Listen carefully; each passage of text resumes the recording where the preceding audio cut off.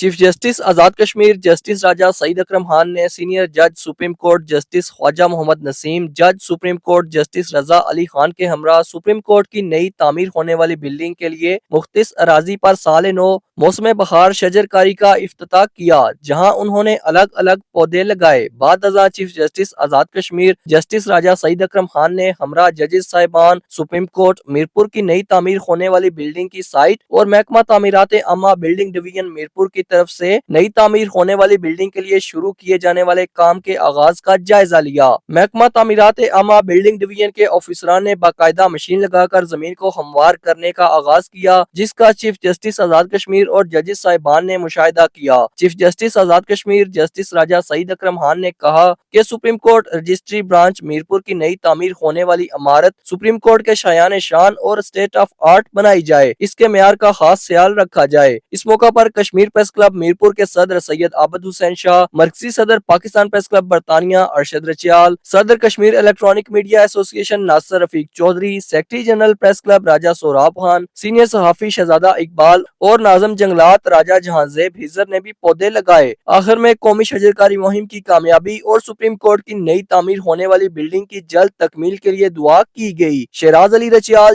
JK news, Mirpur, Azad Kashmir.